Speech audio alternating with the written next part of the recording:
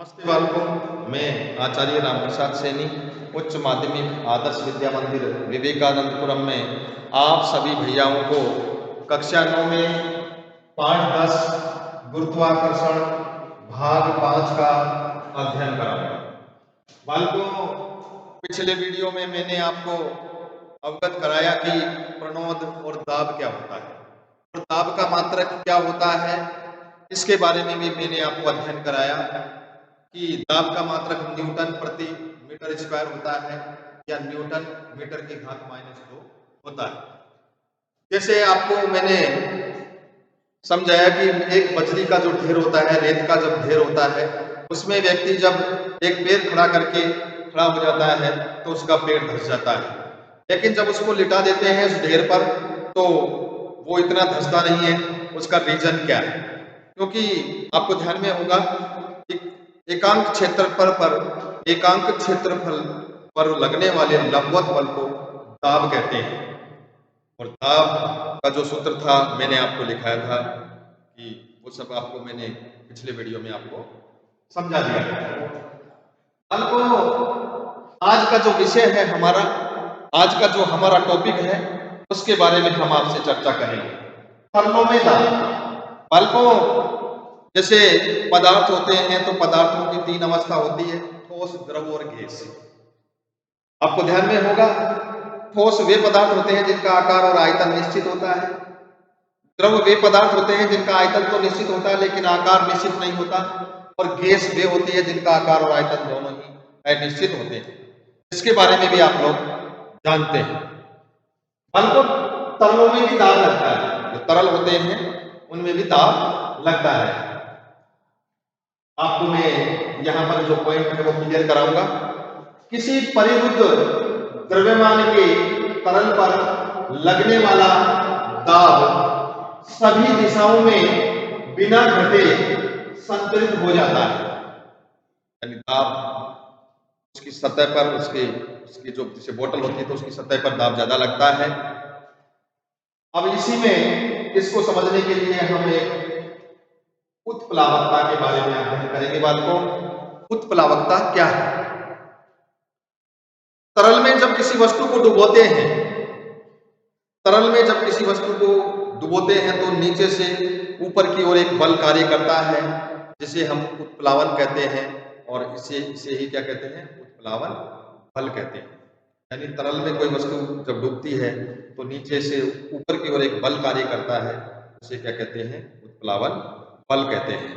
बल को आपको ध्यान में होगा, पृथ्वी का गुरुत्वाकर्षण बल बोतल पर नीचे की दिशा में लगता है। इसके कारण बोतल नीचे की दिशा में खिंचती है, लेकिन पानी बोतल पर ऊपर की ओर बल लगाता है।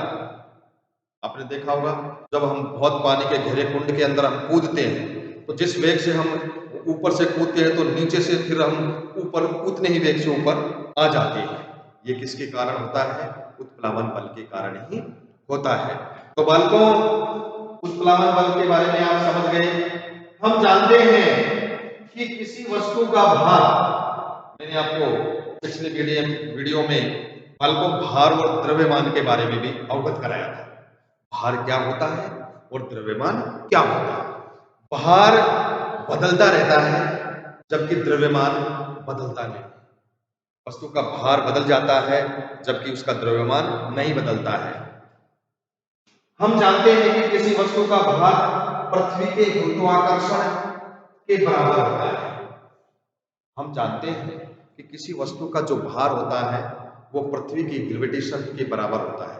पृथ्वी का जो गुरुत्वाकर्षण होता है उसके बराबर क्या होता है बालकों? भार होता है। भार होता है। जब बोतल डुबोई जाती है तो बोतल पर पानी द्वारा लगने वाला बल ऊपर की दिशा में बल इसके भार से अधिक है, इसलिए छोड़ने पर यह ऊपर की ओर उठती है। आपने देखा होगा, बोतल को जब हम पानी के अंदर हाथ में पकड़कर बाल्टी में ऐसे डुबोते हैं और डुबोकर फिर अंदर से जैसे ही हम छोड़ते हैं तो बोतल ऊपर आ जाती है। What reason? इसका कारण क्या है? उसका कारण यह है, जब बोतल डुबोई जाती है तो बोतल पर पानी द्वारा, जब बोतल डुबोई जाती है तो बोतल द्वारा पानी द्वारा लगने वाला ऊपर की दिशा में बल इसके भार से अधिक होता है। ऊपर की दिशा में जो बल लगता है, जो बोतल के भार से क्या होता है, अधिक होता है, इसलिए बोतल ऊपर की ओर आ जाती है। कहाँ आ जाती है बालकों? ऊपर की ओर आ जाती है और छोड़ने पर यह ऊपर उठती है। क्या उठती है? ऊपर उठती है। बोतल पर पानी द्वारा ऊपर की ओर लगने वाला बल उत्प्लावन बल कहलाता है। और बोतल पर ऊपर की ओर जो लगता है, जो लगने वाला जो बल होता है बालकों, उसे हम क्या कहते हैं?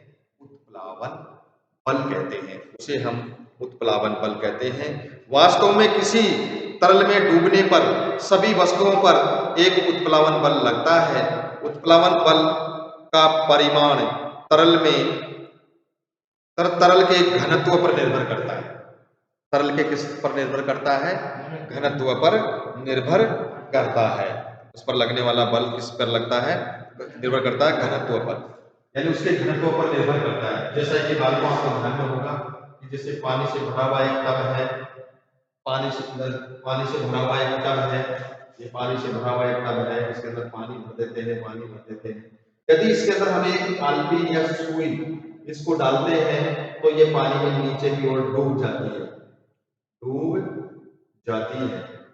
क्या आलपी या लोहे से बनी हुई वस्तुएं पानी के अंदर डूब जाती है, लेकिन लकड़ी का एक गुटका, लकड़ी का एक टुकड़ा होता है, वो पानी के अंदर तैरता रहता है। आपको ध्यान में होगा, ये उसके घनत्व के कारण ही होता है। किसके कारण होता है बालकों? उसके घनत्व के कारण ही होता है। तो ऐसे हम इस टॉपिक में बहुत सारी चीजें हम ध्यान में रखेंगे कि पानी की सतह पर रखने पर वस्तुएं तैरती है या डूबती है। पानी की सतह पर वस्तुओं को रखते हैं हम तो तैरती है या डूबती है, लेकिन बहुत सारी वस्तुएं ऐसी होती है जो डूब जाती है और कुछ ऐसी वस्तुएं होती है जो डूबती नहीं है। वो उसके घनत्व पर निर्भर करता है। इसके ऊपर निर्भर करता है, मतलब घनत्व पर निर्भर। कील डूब जाती है। कील पर लगने वाला पृथ्वी का गुरुत्वाकर्षण बल इसे नीचे की ओर खींचता है। पानी कील पर उत्प्लावन बल लगाता है जो इसे ऊपर की दिशा में धकेलता है, लेकिन कील पर नीचे की ओर लगने वाला बल कील पर पानी द्वारा लगाए गए उत्प्लावन बल से अधिक होता है। यानी जो उत्प्लावन बल है ना उसका, उससे अधिक होता है। ऊपर का जो बल होता है वो नीचे के बल से, उत्प्लावन बल से ज्यादा होता है, इसलिए कील पानी से डूब जाती है, इसलिए वह पानी में डूब जाती है। लेकिन लकड़ी का जो गुटका होता है वो पानी में डूबता नहीं है। तो बालकों, आज के इस टॉपिक में हमने जो अध्ययन किया उसको आप ध्यान से समझेंगे, समझने का प्रयास करेंगे। यदि आप लोग इस वीडियो को ध्यान से देखेंगे तो परीक्षा में आप अच्छे अंक प्राप्त करेंगे।